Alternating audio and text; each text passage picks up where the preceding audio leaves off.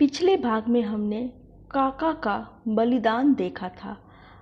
आज उसके आगे की कहानी। काका का श्राद्ध क्या हुआ, जैसे गौंझी यज्ञ हो। ओमकार के लाख मना करने के बाद भी गांव के लोगों ने आटा, चीनी, घी, दही, तरकारी और कपड़े से भंडार घर भर दिया। गांव तो गांव, पास पड़ोस के गांव वाले ब्राह्मण भी इस श्राद्ध में न्योते गए। अन्य गांव के खाने वाले ब्राह्मणों को जामुन वाली पड़ती में बिठाया गया। ब्रह्मभोज खाने वालों से पड़ती खचाखच भर गई। ब्राह्मण खाते गए, हल्दी में रंगी गमछा दक्षिणा में लेते गए। दूसरे गांव के लोग अचरज करते, अड़ोस पड़ोस के गांवों में ऐसा श्राद्ध तो आज तक किसी का नहीं हुआ था।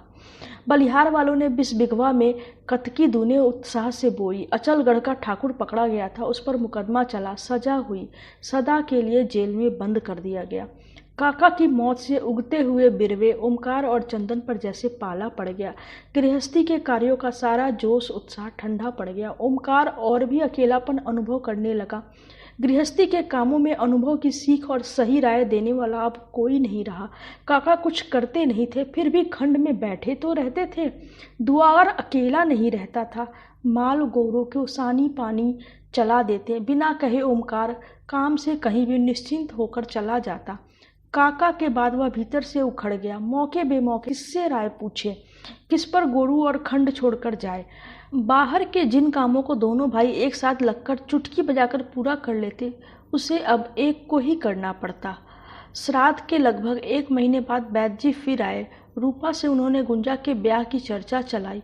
अभी तो काका को मरे महीना भर हुआ है, मैं उनसे कैसे बातचीत करूं, रूपा बोली। लेकिन गुंजा सयानी हो चली है बेटी, जरा हमारी ओर से भी तो सोचो। मैं क्या करूं बाबू, तुम दोनों घरों के मालिक हो। काका की जब तक परखी न हो जाएगी तब तक घर में कोई भी शुभ काम कैसे होगा। हाँ, ये तो मैं भी समझता हूँ रूपा, लेकिन कल का ठिकाना नहीं। मान लो किसी कारणवश ओमकार राजी न हुए, तब तो मेरे लिए यह साल बिल्कुल बेकार हो जाएगा और घर नहीं देख पाऊंगा। यह घर भी चला जाएगा, फिर सयानी बेटी की बाढ़। ऐसा कैसा होगा बाबू, जितनी चिंता गुंजा के लिए तुम्हें है उससे अधिक हमको अपनी गृहस्थी की है। बहन अगर देवरानी हो जाए तो इससे बढ़कर मेरे लिए दूसरा सुख क्या होगा। चंदन हमारा, गुंजा हमारी। साल भर बाद काका की बरखी हो जाने दो, फिर जैसा कहोगे वैसा ही होगा। वैद्य जी सुख की सांस लेकर चौबे छपड़ा चले गए।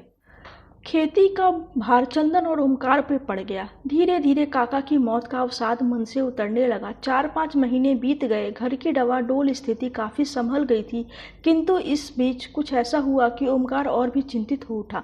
रूपा 2-3 महीनों से गर्भवती हो चुकी थी। इस बार उसका स्वास्थ्य गिरने लगा था। गर्भवती होने के महीने भर बाद ही उसकी देह पीली पड़कर हल्के हल्के सूज गई। रामू और गृहस्थी के काम दोनों को संभालना बेहद कठिन होने लगा। 2-3 महीने बाद उसे अक्सर बुखार आने लगा। देह एकदम कमजोर हो गई। अंत में वैद्य जी को खबर गई। बेटी की यह दशा देख वैद्य जी ने माथा पीट लिया। बगल में खड़े होकर ओमकार से बोले, जवार भर के लोगों की दवा मैं करूं, मेरी ही बेटी की यह हालत। इस समय भी मुझे बुलाने की क्या जरूरत थी, जो मन में आता करते जाते। मेरा बस चला होता वैद्य जी तो मैं इसको चौबे छपरा पहुंचाया होता। मैं बार बार आपके पास आदमी भेजने को तय करता, पर हर बार ये मना कर देती थी। घर के मालिक तुम हो ओमकार, अपना भला बुरा तुम्हें समझना चाहिए। अब बताओ ना, मैं क्या करूं। यह चौबे छपरा जाने लायक नहीं है। यह दवा पानी देने में तनिक भी गड़बड़ी हुई तो बीमारी बस के बाहर हो जाएगी। नहीं, आप ले जाना चाहें तो मैं आज ही असवारी ठीक कर दूंगा। फिर तुम लोगों को यहाँ कौन देखेगा। जब ब्याह नहीं हुआ था तो कौन देखता था। तब की बात और थी ओमकार, उस समय केवल भोजन बनाने की चिंता थी। अब तुम्हारा एक पैर चौबे छपरा में रहेगा, फिर इस तरह बसी बसाई खेती गृहस्थी का क्या होगा। यहाँ रहकर भी तो अब कुछ करने धरने लायक नहीं रही वैद्य जी, पर इसे यहीं रखो, मैं रोज आऊँगा। रसोई पानी के लिए गुंजा को जाकर चंदन ले आए, या मैं कल ही उसे अपने साथ लेता आऊँगा। वैद्य जी दवा देकर तथा परहेज की बातें अच्छी तरह समझाकर चौबे छपरा वापस लौट गए तो ओमकार खाट पर लेटी हुई रूपा के सिर पर हाथ धरकर बैठ गया। आंखें आशंकित हो किसी गहरी चिंता के अतल सागर में डूब गई। दूसरे दिन वैद्य जी गुंजा को अपने साथ लेते आए। गुंजा को रसोई पानी तथा भीतरी गृहस्थी के कामों को संभालने में देर न लगी। बाहर माल गोरू तथा खेती के काम में चंदन जुट गया। ओमकार का एक पैर भाई को सहारा देने बाहर रहता, दूसरा पैर बीमार पत्नी की देख रेख में रहता। 15-20 दिन के बाद रूपा की हालत कुछ सुधरी। देह की सूजन कम होने लगी। ओमकार प्रायः रूपा के पास बैठा रहता। कुछ अच्छी होने लगी तो एक दिन रूपा बोली, मेरे पास बैठने की क्या जरूरत है, सारा भार चंदन पे पड़ा है। अभी वह बांस की कोपल है, ध्यान नहीं रखोगे तो मुरझा जाएगा। और तुम? ओमकार हंसते हुए बोला। रूपा भीतर से प्रसन्न हो किंतु ऊपर से बनावटी स्वर में बोली, मैं मर जाऊंगी तो तुम दूसरा ब्याह कर लोगे, बीतेगी तो मेरे बेटे पर। अब क्या ब्याह? ए पहुना, गुंजा बीच में ही बिगड़ पड़ी। यहाँ बैठ के यही सब असगुन भागना है तो जाओ द्वार पर। यहाँ क्यों बैठे रहते हो, तुम्हारा क्या काम है यहाँ? रसोई दवा पानी के लिए मैं घर में हूँ, तुम घड़ी घड़ी घर में घुसे क्यों रहते हो? चले जाओ द्वार पर। बाहर दंवरी और सावन की भीड़, घर में पत्नी बीमार, दोनों की भीड़ में ओमकार रुई की तरह धुन गया। यह तो चंदन था जो बाहर का सारा काम अकेली देह पे रोके हुए था। बाहर चंदन, भीतर गुंजा, किंतु सब कुछ निपट गया। दंवरी और सावन होकर अनाज घर में चला गया। भूसा खोप और भूसहुल में भर दिया गया। ओमकार ने कुछ चैन की सांस ली। जेठ बीत चला। रूपा की तबीयत काफी सुधर गई। देह की सूजन बिला गई। पीलापन बहुत हद तक दूर हो गया। वह चलने फिरने लगी। खाना पचने लगा। वैद्य जी ने बेटी को बचा लिया। उसी समय किसी गांव से चंदन के देखनहरू आए। ओमकार कहीं गया था। चंदन खंड में गाय बैलों को खिला पिला रहा था। इधर उधर की बातों के बाद वे काका की मौत की घटना पूछ रहे थे। चंदन अनमने भाव से उत्तर दे रहा था। तो बबुआ, काका का यह सारा हिस्सा तो तुम ही लोगों को मिला होगा, एक ने पूछा। चंदन बिगड़ गया। आप लोग किस मतलब से आए हैं? हमारे घर का भेद पूछने वाले आप होते कौन हैं? तभी ओमकार आ गया। ओमकार से लोगों ने खुलकर बातें की। ब्याह की बात चली। चंदन की कुंडली की नकल मांगी गई। ओमकार घर आया। रूपा से बात बताई तो रूपा बोली, अभी कहीं से भी ब्याह की बात न चलाओ, काका की बरखी हो जाए तब इसकी चर्चा उठेगी। लेकिन कुंडली की नकल देने में क्या हर्ज है? देखनहरू बहुत धनी घराने के हैं। गुंजा खंबे की ओट में खड़ी हो चुपचाप सुनती रही। धनी घराने के हों चाहे रजवाड़े के हों, अभी कुछ नहीं होगा, जाओ उनसे कह दो। ओमकार वापस लौट गया। ओमकार का बाहर निकलना था कि गुंजा धरती पर बैठकर चारपाई पर बैठी हुई रूपा की गोद में मुंह छिपा अनायास ही सिसकने लगी। गोद में मुंह छिपाए बहन की भरी हुई आंखें बड़े दुलार से उठा रूपा ने अपने आंचल से पोंछ दी। यह क्या रे, रोती क्यों है तू? जो चाहती है वही होगा। चंदन ही तेरी मांग भरेगा। रो मत, मेरी ओर देख, तेरे भोले बाबा ही बारात लेकर आएंगे। और हंसती हुई रूपा गुनगुनाने लगी। गुंजा का उतरा मुंह खिलकर लाल हो गया। तभी चंदन आ गया। किसके ब्याह का गीत गा रही हो भौजी? तेरे। मेरे? चंदन का ब्याह तो कुंडली में लिखा ही नहीं है। काहे रे? खाएंगे गेहूं, नहीं तो रहेंगे येहूं कि बिन गुन गौरा रहे हो कुंवरिया हो। हंसती हुई रूपा ने एक कड़ी गा दी। इस समय तो भूख लगी हुई है, उठो ना, दोगी कुछ खाने को? तभी गुंजा ने पीछे से चंदन के आगे छोटी सी डलिया में टटका भुजना और गुड़ रख दिया। धरती पे बैठे हुए चंदन ने एकाएक ऊपर देखा तो गुंजा को सिर पर झुका पाया। देख लो भौजी, तुम कहती हो कि। गुंजा ने पीछे से चंदन का मुंह दबा दिया। चंदन चुप लगा गया। एक से एक बढ़के हैं, रूपा हंसती हुई बोली। अब छोड़ उसका मुंह। किंतु चंदन ने गुंजा के हाथ में तनिक कसकर चिकोटी काट दी। गुंजा झमककर हाथ झाड़ती हुई बोली, दे तेरे कसाई की तनिक भी दया माया नहीं है। पानी लाओ पानी। हाथ काटो तुम, पानी लाओ मैं। उठ के लोटा मांजो और पानी ले लो। चंदन सचमुच को उठने लगा तो खड़ी हुई गुंजा ने बैठे चंदन के दोनों कंधे दबा दिए। रूपा देखकर हंसती रही। चंदन भुजना चबाता रहा। पीछे दीवार के सहारे खड़ी हो गुंजा पूर्वतया मुस्कुराती रही। रूपा की बीमारी में सुधार आरंभ होते ही ओमकार भी कुबेर की पलानी में बैठने लगा। थके मन को ताश के पत्तों में बड़ी राहत मिलती। पीछे के दुख और परेशानियां बहुत हद तक मन से बिसर गई थी। लू की गर्मी से बचने के लिए दिन भर पलानी में डुबकी देह का मन भी एक ओर ही लगा रहता। मन बहलाने को दूसरा और साधन ही क्या था। इस वर्ष लू इतनी चली थी कि जामुन वाली पड़ती की भी 3/4 दूब सूख गई थी। आषाढ़ लगा। आकाश में मेघ मंडराने लगे तो देह मन दोनों को बड़ा सुख मिला। ओमकार ने सोचा, घर से खंड आने जाने के लिए सोना से फुटकर निकले हुए इस बीच के खरों में माटी का एक पुल बनवा दिया जाए तो लोगों के आने जाने की सुविधा हो जाए। कुबेर की पलानी में ही उसने बिटोर किया। बस्ती के पास इसका एक खेत पड़ता था, उसमें से यह माटी देने को भी राजी हो गया। लोगों ने अपने सिर पर माटी काटकर पुल बनाने की बात तय कर ली। इस निर्णय के बाद गांव भर में ओमकार की प्रतिष्ठा बढ़ने लगी। सभी लोग यही कहते कि काका गांव का मान बढ़ा गया या घर की इज्जत बढ़ा देगा। गांव के इस छोटे से उगते हुए घर के प्रति लोगों के भीतर भीतर हल्की सी देख जगने लगी। माटी की खुदाई का काम शुरू होने ही वाला था कि एक दिन अचानक पानी बरस गया, काम रुक गया, लोग भदई बोने की चिंता में लग गए। कुबेर की पलानी का अड्डा टूटा। ओमकार अपनी पलानी के आगे बैठकर चंदन के साथ यह निर्णय कर रहा था कि इस वर्ष कितनी भदई बोई जाए, किधर के खेत में क्या बोया जाए। उसी समय घर से इन दोनों की बुलाहट हुई। घर पहुंचा तो देखा रूपा असीम दर्द से खाट पर मछली की तरह छटपटा रही थी। पेट में लगभग 7 महीने का बच्चा था, किंतु प्रसव का दर्द प्रारंभ हो गया था। चमाइन बुलाई गई, पड़ोस की औरतें जुट गई। लगभग घंटे भर के बाद रूपा ने मरा हुआ बच्चा जना। छटपटाहट तो कम हुई, किंतु रक्त का निकलना कम होने की जगह बढ़ता ही गया। देह पीली पड़ने लगी। पहले से ही रोगी दुर्बल देह रक्त का अधिक जाना सह न सकी। देखते देखते रूपा निष्प्राण हो गई। घर के बाहर उसारे में बैठे हुए ओमकार और चंदन को बुलाया गया। भीतर पहुंचते ही ओमकार को चक्कर आ गया। गुंजा और चंदन की चित्कार से लगा कि घर भरा पड़ेगा। होश आया तो माटी के बुत की भांति रूपा के शव को ओमकार एकटक निहारता ही रह गया। धड़ तक ढकी हुई मृत पत्नी, बगल में ढका हुआ नवजात मरा बच्चा और अलग अलग चारों ओर धरती पर बहकर जमा हुआ लाल काला रक्त। ओमकार की आंख के आगे अंधेरा छा गया। चंदन ने भाई को अखबारी में भरकर बाहर निकाला। सवेरे से झांझ तक टिकने वाला मेला दोपहर को ही उठ गया। ओमकार को लगा किसी ने अधकचरी नींद में ही थप्पड़ मारकर जगा दिया। चोट ऐसी गहरी थी, नींद टूटने पर भी आंख को कुछ सूझता नहीं था। आंगन में आकर घनौची के पास वाले चबूतरे पर दीवार से पीठ टेककर वह बैठ गया। रह रह कर आंखें भर आती तो उसका भारीपन दूर करने के लिए कंधे के अंगोछे से पोंछ लेता। चंदन रामगढ़ के बनिए की दुकान से कफन खरीद लाया। बसवाड़ी से बांस काटकर अर्थी बनाई।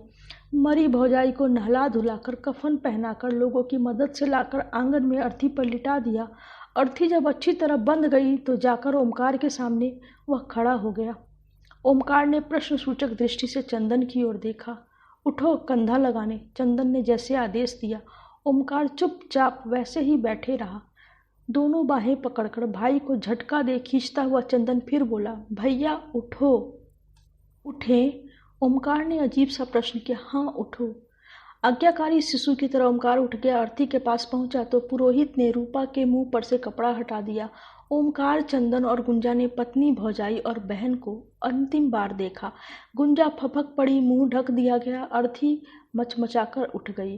गुंजा के क्रंदन को राम नाम सत्य है के स्वर ने एक बारगी दबा दिया। बिलखती हुई गुंजा की गोद में छोटा सा रामू महतारी की उठती हुई अर्थी को टुकुर टुकुर ताकता ही रह गया। श्राद्ध के सवेरे जब वैद्य जी जाने लगे तो ओमकार ने पूछा, और गुंजा? गुंजा जाएगी तो यहाँ रोटी पानी कौन करेगा? रोटी पानी के लिए गुंजा यहाँ अकेली कब तक रहेगी? ओमकार बोला। अकेली कहाँ है, तुम लोग हो, रामू है, दिन रात संग रहने वाली बिहसी है। बिहसी तो है वैद्य जी, लेकिन गांव नगर क्या कहेगा?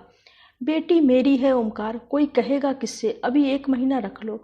घर जब सलसंत हो जाए, तुम्हारा मन स्थिर हो जाए तो गुंजा और रामू को चंदन के साथ भिजवा देना। ओमकार चुप लगा गया। वैद्य जी चले गए। आषाढ़ आधे से अधिक बीत चुका था। चारों ओर हरियाली छा गई। वर्षा मजे की होने लगी थी, किंतु ओमकार के घर में मौत की खामोशी और एक सी ठहरी हुई उदासी छाई रहती। यद्यपि गुंजा, रामू तथा बिंसी के कारण घर में मनसायन रहता, रसोई पानी पहले की तरह ही होती, लेकिन ओमकार दिन भर में केवल 2 ही बार सवेरे और सांझ को खाने के लिए आता। आषाढ़ बीतते बीतते इतना पानी बरसा कि सोना उफन पड़ी। वैद्य जी के जाने के ठीक 25 दिन बाद ओमकार ने गुंजा और रामू को चौबे छपड़ा पहुंचा आने का आदेश चंदन को दिया। उखड़े उदास मन को भाई के आदेश ने और भी तोड़ दिया। पानी बरस रहा था, किंतु भीगते हुए ही चंदन खंड से घर चला आया। रसोई घर के आगे पीढ़े पर चुपचाप वैसे ही बैठ गया। गुंजा भीतर रसोई बना रही थी, रामू वहीं खेल रहा था। चंदन को देखकर वह लपका तो गुंजा का ध्यान टूटा। अरे, यहाँ कब से बैठे हो? अभी आया हूँ। बोले भी नहीं, रसोई कब से तैयार है? पहुना खा गए, तुम्हारा पता ही नहीं। हाँ, मठिया चला गया था, देर हो गई। तो आओ, नहा धो लो, थाली परसूं। जाता हूँ, जरा सुस्ता लो। गुंजा बगल में खड़ी हो चंदन को देखने लगी और चंदन सामने के खुले किवाड़ों से बाहर पड़ती हुई पानी की फुहारों से टप टप चूने वाली ओरियानी के स्वर पर कान लगाए न जाने कहाँ खो गया। कुछ देर तक खड़ी रहने के बाद गुंजा बोली, क्या सोच रहे हो? कुछ नहीं। नहीं, कुछ तो जरूर है, बोलो ना। गुंजा ने खड़े खड़े चंदन का हाथ पकड़ते हुए कहा, सोचता हूँ गुंजा की भगवान को भी दया नहीं लगती। काका को गए अभी दिन ही कितने हुए, भौजी भी चली गई, इतनी मेहनत से यह घर बसा था, तो अब फिर जैसे का तैसा होना चाहता है। अब तुम भी चौबे छपरा चली जाओगी तो फिर इस घर में रहना कठिन हो जाएगा। मैं क्यों जाऊंगी? गुंजा बिना कुछ सोचे समझे बोल गई। जाओगी नहीं तो यहाँ अकेले कैसे रहोगी? गुंजा का मुंह उतर गया। उसने धीरे धीरे चंदन का हाथ छोड़ दिया। अच्छा उठो, जाओ नहा धो लो, भूख लगी होगी। अब इस भूख की चिंता कौन करेगा गुंजा? गुंजा ने चंदन को एक बार देखा, फिर उसके दोनों कंधे दबाती हुई बोली, नहीं अभी बैठे रहो। और फुर्ती से एक लोटा पानी लेकर बोली, चलो मोड़ी पे तुम्हारे पैर धो दूँ। नहीं नहीं, जब नहाना ही है तो इनार पर धो लूँगा। इतना कहकर वह चला गया। थोड़ी देर बाद आहट पाकर वह खड़ी हुई। रसोई घर में से थाली परसकर जब चंदन के सामने रखने लगी तो पीढ़े पर बैठते हुए चंदन बोला, अब एक दो दिन और अपने हाथ की रसोई खिला लो। भैया ने परसों तुम्हें चौबे छपड़ा पहुंचा आने को कहा है। गुंजा कुछ नहीं बोली, एक पीढ़ा खींचकर पास में बैठकर चंदन पर पंखा करने लगी। जब वह आधा खा चुका तो बोली, रसोई कौन बनाएगा? मैं बनाऊंगा। चंदन कुछ रोब से बोला। हल्का सा मुंह बिचकाकर गुंजा बोली, जिस आदमी को अपने खाने की सुधि नहीं रहती वह दूसरे को रसोई बनाकर खिलाएगा। रामू बार बार चंदन की थाली में हाथ डाल देता था। चंदन बार बार मना कर रहा था। एक बार गुंजा बिगड़ गई। क्यों रोकते हो इसको? तुम्हारे लड़के बच्चे नहीं होंगे क्या? मेरे? मुस्कुराते हुए चंदन ने गुंजा की ओर देखा। गुंजा के गोरे चेहरे पर लालिमा की एक लहर दौड़ गई। चंदन वैसे ही ताकता रहा। बक, ताकते क्यों हो, खाओ ना। गुंजा ने दूसरी ओर मुंह फेर लिया। चंदन खाने लगा, गुंजा पंखा झलने लगी। खाना खाकर उठा तो पानी तेज पड़ने लगा था। आंगन में खुलने वाले दरवाजे के पास खाट खींचकर चंदन लेट गया। आसमान का अंधकार बढ़ता गया। बादल मकान के मुंडेरों को छूने लगे। धरती पानी की धारी तिरछा होकर छरछराहट के साथ बरसने लगी। गुंजा जल्दी से खाकर चंदन के सिरहाने धरती पर बैठ गई। दोनों पानी का बरसना देखते रहे। पानी का गिरना और तेज होता गया। आंगन की ओरियानी 2-2 गज की दूरी पर आगे की ओर धार फेंकने लगी। बाहर बादलों की गड़गड़ाहट में बिजली चमकी तो गुंजा ने चंदन को जोर से पकड़ लिया। चारों ओर जैसे अंधेरा छा गया। पानी की उस अनवरत मार से सब कुछ ढक गया। फिर न जाने चंदन को कब नींद आ गई। नींद खुली तो देह में बड़ी शिथिलता आ गई थी। पानी अब भी वैसे ही बरस रहा था, किंतु गुंजा वो सारे के पक्के चबूतरे पर बैठकर बर्तन मांज रही थी।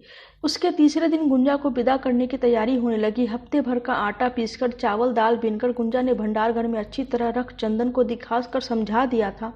घर की तमाम इधर उधर की बिखरी चीजें तरतीब से लगाकर रख दी। गुंजा काम करती जाती और रह रह आंखों की कोर भर आती। चंदन चौके के खंभे पर पीठ टेके उदास विक्षिप्त होकर चुपचाप बैठा रहा। रामू की और अपने कपड़े थैले में रखकर गुंजा बोली, अब चलो। पैर नहीं रंगोगी? नहीं। चंदन गुंजा का मुंह ताकने लगा। नहीं, मैं पैर नहीं रंगूंगी। कौन खुशी का मौका है जो पैर रंग लूं? चंदन चुप लगा गया। तो चलो निकलो, गुंजा बोली। नहीं, भैया आ रहे होंगे, घर बंद करके चाबी किसको दूंगा? तब गुंजा को घर के खाली होने का सहसा ज्ञान हो आया। फिर आंसुओं की धार उमड़ी, गले में हिचकी बंधी। गुंजा सिसक सिसक कर रोने लगी। ओमकार आ गया। यह क्या बात क्या है गुंजा? घर तो अपने आप ही उदास है, तुम और भी उदास करके चली जाओगी? नहीं चलो, नहीं तो बरखा बूंदी का दिन कौन ठिकाना, पानी कब बरसने लगे। ओमकार ने रामू को तीर तक पहुंचाने के लिए गोदी उठाया तो वह रोने लगा। लाचार होकर ओमकार को गोद से रामू को उतारना पड़ा। उतरते ही वह लपककर गुंजा की गोद में चढ़ गया। गुंजा आंचल से आंसू पोंछ रामू को गोद में ले घर से निकल पड़ी। पीछे चंदन, उसके पीछे ओमकार ने निकलकर निकसार की जंजीर बंद कर दी, खट से ताला लगा दिया। फिर वही सोना का जल, वही घर की डोंगी, वही चंदन, वही गुंजा और वही दशरथ। इस बार केवल रामू नया था, जो गुंजा की गोद में नाव की अगली फेंक पर बैठा था। सब सवार हो गए तो ओमकार ने तीर पर खड़े होकर नाव को धार में ठेल दिया। भोर में लगभग 6 बजे सोना के शांत जल में चौबे छपरा की ओर नाव बढ़ चली। आकाश के बादल हवा न होने से कुछ थमे हुए थे। पानी कभी भी बरस सकता था, किंतु दशरथ इत्मीनान से लग्गी मार रहा था। नाव के चारों ओर एक अजीब सी शांति और भारीपन फैला हुआ था। गुंजा दशरथ की ओर आंख बचाकर रह रहकर चंदन को देख रही थी। चंदन अपलक जैसे सोना के गहरे जल में डूब गया था। खरोह में नाव पहुंची तो दशरथ ने चुप्पी तोड़ी। चंदन, क्या है? इस लक्षण से तो हमसे नाव नहीं सरकेगी। तो क्या कहता है? कुछ बोलो, बतियाओ। हमसे नहीं, गुंजा बबनू से ही सही। कुछ मनसायन करो यार। क्या मौनी बाबा की तरह देह साध के बैठ गए? और गुंजा बबनी, तुमको तो देख के लगता है कि डूबने वाले को और डुबा दोगी। तुम दोनों को क्या हो गया है? गुंजा का मुंह और भी उदास हो आया। चुपचाप क्रमशः पीछे छूटते हुए बलिहार को निहारती रही। खरों के किनारे वाली बसवाड़ी छूटी, सुंदर राउत का घर छूटा, कोने के तिवारी जी का पकवा मकान छूटा, गांव के कोने पर सोना के जल में लटका हुआ तीर पर का बौना बबूल छूटा। सबसे अंत में तूफानी बाबा वाला पीपल का पेड़ भी छूट गया, जहां बहना के साथ तीज के दिन पर वह पूजा करने आई थी। नाव बलिहार का सिवान पार कर गई। खुलाव में आए हो नाव की उदासी और भी फैल गई। नाव बढ़ती गई। मौसम इतना सुहावना कि थकान आई ही नहीं, किंतु आधी दूरी आने के बाद चंदन ने स्वयं ही जाकर दशरथ से लग्गी ले ली। न चाहते हुए भी दशरथ को लग्गी देनी ही पड़ी। बीच का गांव पार करते ही सोना कुछ पतली हो गई थी। धार तेज थी, इसलिए आगे बढ़ने में बड़ी आसानी थी। देखते देखते दीपा सत्ती आ गई। चंदन ने काटकर नाव किनारे लगा दी। गुंजा अचरज से देखने लगी, यह क्या? थोड़ी देर को उतरो। पहले स्वयं ही कूदकर चंदन ने नाव को तीर से अच्छी तरह सटा दिया। रामू को अपनी गोद में लेकर गुंजा को उतरने में एक हाथ का सहारा देते हुए चंदन बोला, चलो दीपा सत्ती को गोड़ लग ले। गुंजा का चेहरा खुशी से खिल उठा। दशरथ नाव पर बैठे बैठे मुस्कुराता रहा। दीपा सत्ती के चौरा के पास जा चंदन गुंजा दोनों सिर टेक कर लौटे तो दशरथ वैसे ही मुस्कुराता रहा। नाव पर चढ़ने लगे तो बोला, रोगिया को भावे सो बैदा फरमावे। लाज के मारे दूसरी ओर मुंह करके गुंजा बैठ गई। नाव चली तो दशरथ लग्गी मारते हुए बोला, हे दीपा सत्ती, एक चुनरी हमरी ओर से। चंदन पंडित अहिर के बेटे का वरदान लो, पूजे मनोकामना तुम्हारी। और ही करता हुआ वह लग्गी मारने लगा। चौबे छपरा पहुंचे तो गुंजा की महतारी ने अपने रुदन से घर सिर पर उठा लिया। बड़ी कठिनाई से चुप हुई। खा पी लेने के 1 घंटे बाद ही चंदन ने वापस जाने की मांग कर दी।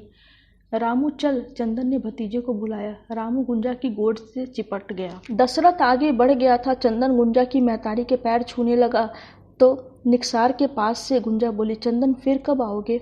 आना जाना अब मेरे बस का नहीं गुंजा। क्यों? भैया जब भेजेंगे तो आऊँगा। रामू को देखने के लिए?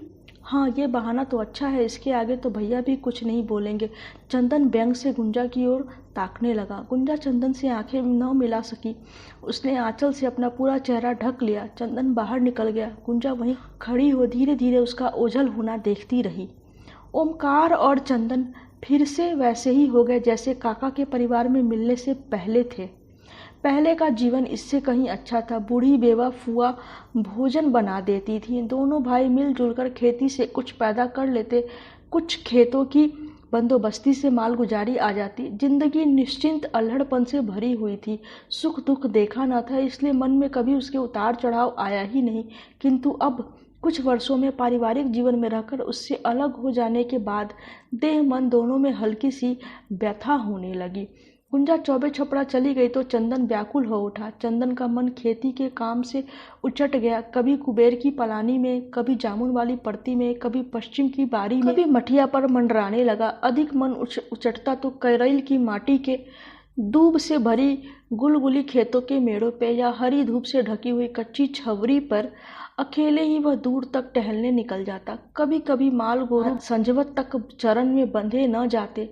भटकता हुआ चंदन सोचता, भैया होंगे, भूसा पानी डाल देंगे। ओमकार चंदन की आस में रह जाता। खेत खराब होने लगी। पिछली कार्तिक ने जहां 400 मन अनाज दिया था, इस साल 150 मन पर उतर आई। आंगन का एक गाड़ उड़ियान छूता था, इस वर्ष कमर भर ऊंचा रह गया। घर में के 2 कोठले एकदम खाली रह गए। रसोई कभी चंदन बनाता, कभी दोनों भाई मिलकर बना लेते। जैसे तैसे दिन कटने लगे। दवरी और सावन हो जाने के बाद रामू को देखने के लिए ओमकार घंटे भर के लिए चौबे छपड़ा गया था। गुंजा ने रामू को गोद में से ओमकार को देना चाहा तो रोने लगा। ओमकार को तो वह पहचान भी न सका। सास ने दामाद से घर का हाल चाल पूछा। आगे कैसे चलेगा? आगे की बात हम क्या बतावे, आखिर घर गृहस्थी तो बसानी ही पड़ेगी। हाँ, सोचता हूँ इस वर्ष चंदन का ब्याह कर दूँ। और तुम? अब मैं ब्याह करके क्या करूँगा? वंश के नाम पर रामू है ही। चंदन की बहू आ जाएगी, रोटी पानी का सहारा हो जाएगा, और चाहिए ही क्या। अधिक बातचीत करने की उसकी इच्छा भी न थी। दामाद का उखड़ा मन देखकर सास आगे न बोल पाई। ओमकार बलिहार लौट गया।